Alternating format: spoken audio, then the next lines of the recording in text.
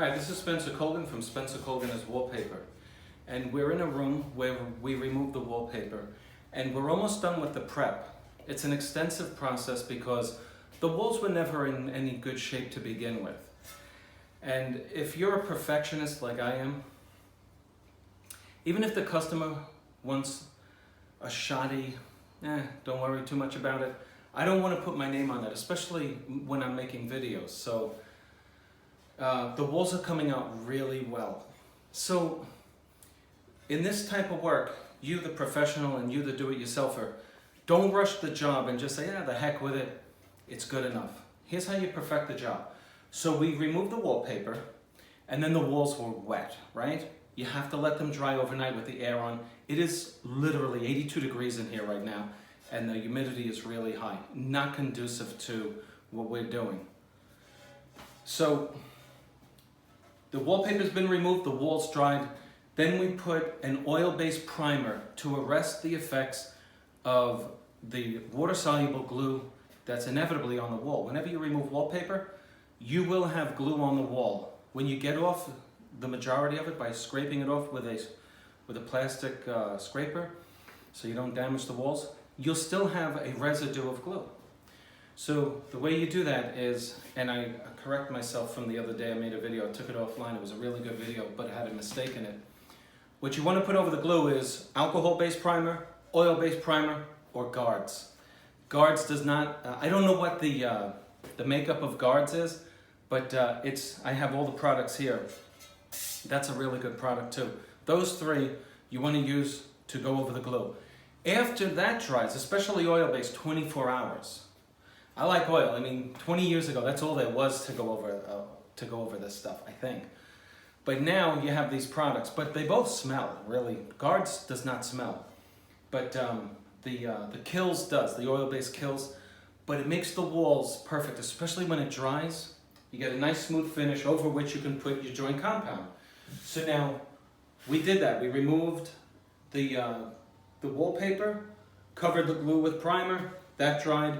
Then we did a skim coat with the joint compound over the walls.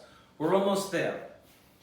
But let me show you the effects of the imperfections of going over your walls and making, minor mistakes. Let me grab the light. So if you were taking notes, you would put down step 1, remove the wallpaper. Step 2, let the walls dry. Step 3, prime over with alcohol-based primer, oil-based primer, or guards. Step 4, after that dries, skim coat. Step 6 is smooth out the walls with a sander, if you have to. Generally, most people do. Step 7 now, we're up to step 7, is look over, after you sand, look over where you have to tweak your skim coating. Can you come close with the camera? Okay, so after you sand your walls and get all this stuff off, you want to, I don't even think this was sanded, but over here it was. This was sanded. If you look at this, you can see it's almost perfect. But some of the, you see this? The sheetrock was ripped. The man put wallpaper over torn sheetrock. So you can just look down here when I put the light on it. Right here, you can see that ridge. I'm just going to tweak that. But for the most part, it's sanded. It's almost perfect. We're almost ready to paint the room and get out of here. But what I want to show you is now, you're at step 7, right? This is step 8. Now you want to perfect your skim coat. And that's what this video is about. Come on over. So now, if you put white joint compound over white joint compound, when I started doing joint compound when I was 23, can you come closer? Yeah. I would fix my joint compound and I realized that I couldn't see where I fixed it. Let me show you what I mean. So this is joint compound, right? If I do that, you got that in the camera? Yeah. If I do that, do you think I'm going to know where that is when I'm done, when it dries? You can see it's dark now, but what happens when it dries? It's going to be white on white. you're only going to get 85% of your repairs, and you're going to forget to sand this. I'm telling you. So here's what I want you to do. Come on over. Okay.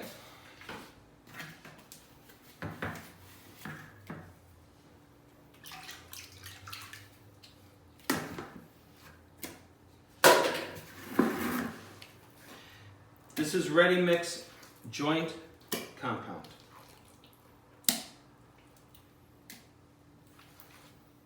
I don't want too much of it in there, okay? Because it's going to go to waste.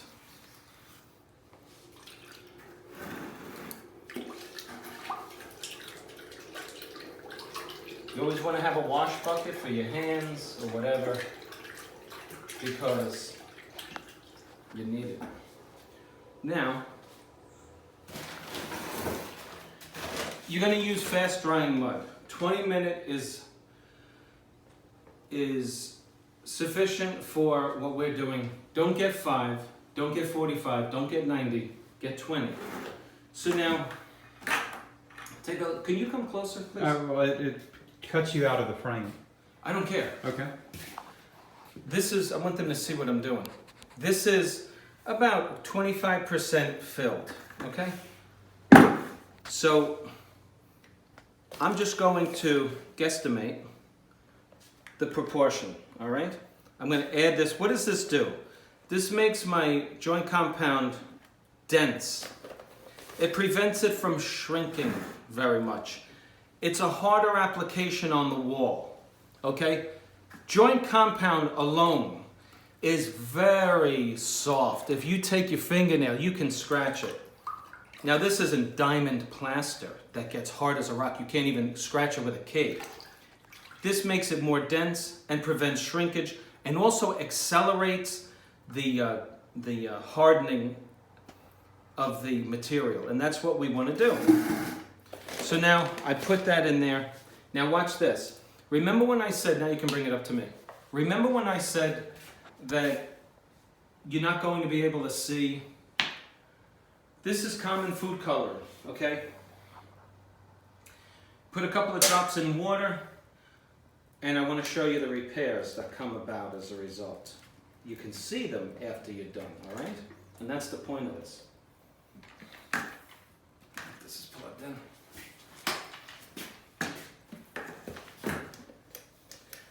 How do you plug it in? I did. The power must be out of that socket. All right, no, that's all right. Well, maybe it's here. Oh, it's right here. That's good. Okay. Just, all right, so.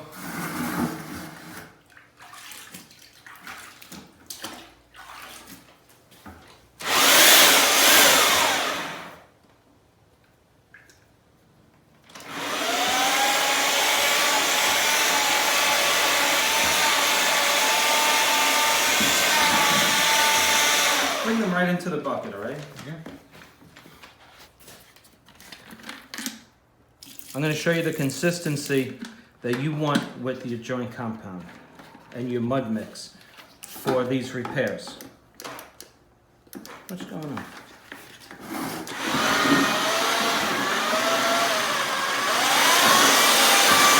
I don't like that. It'll go right over the bucket.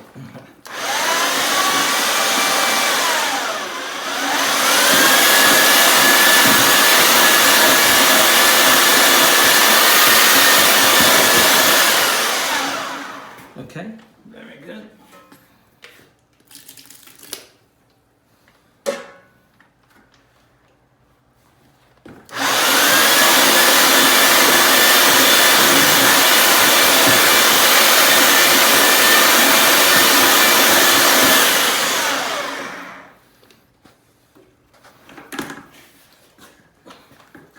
We'll try a couple of drops directly into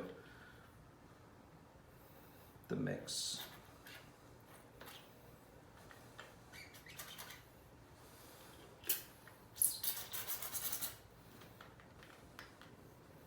Okay.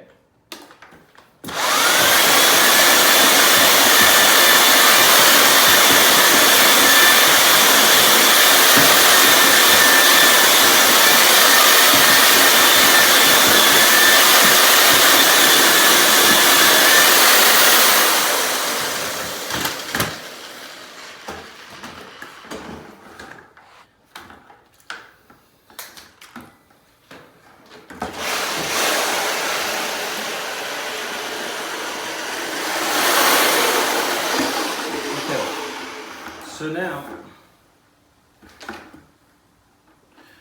what we have is a mix. Now I want to show you something else about your tools. A lot of workers are sloppy with their tools, and if you should get chunks of plaster from your tools onto the new mud mix, it's gonna mess up the job. So you want to keep your tools clean, and here's one of the ways that we do it. Just sand off the rust spots. This is a 3M sanding sponge. Just clean your tools off with it. You don't want to be using a rag to clean these tools off. I'm going to tell you why. You start thinking like they're dishes, you can slice your hand right open on one of these things. Keep your fingers and your flesh away from it. Just go around. You can leave white joint compound on it that's dry. You just don't want it, you don't want a lot of it on there. Okay, so now let's see how I did.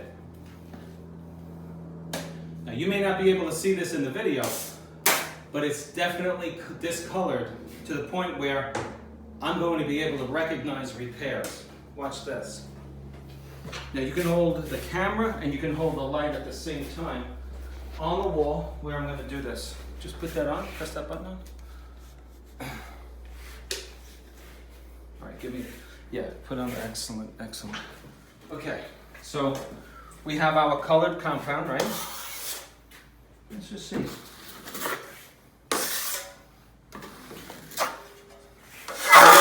Now, I hope you're realizing the benefit of discoloring your joint compound.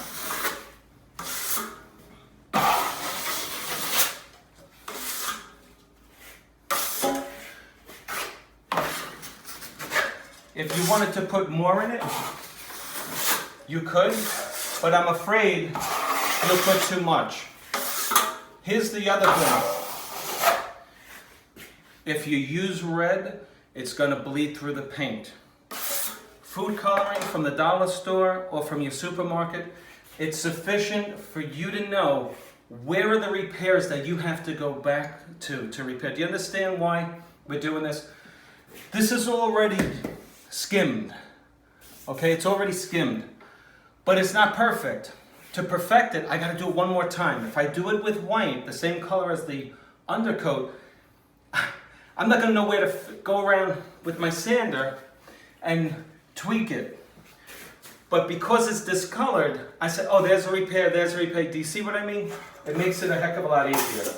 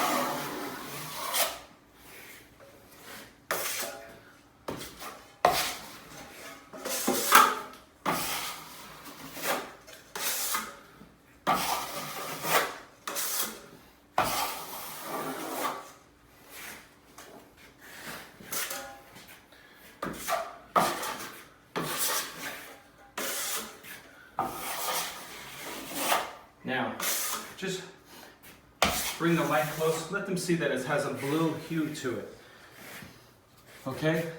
It actually looks like the milk that's left over in the bowl when your kid eats that crappy cereal, that blueberry stuff. Okay, so there you have it. Now you understand why. If you have any questions about this, leave it in the comments section. Let me know how you do it. Okay, this is how I do it. This is a suggestion. For those of you pros who love to sit there and comment for hours on end, let me know what you think. A lot of people have nothing but negative things to say. This is one of many ways you can do it. I used to do it with a pencil. If you look at these areas, you'll see circled marks with a pencil. But here's what graphite does. If you have a light paint, good luck with that. It's going to come right through the paint over and over again. This is what I've learned over the years how to do it. This is Spencer Colgan from Spencer Colgan is Wallpaper. Click on like, please. Subscribe to my channel. I'll see you on the next one.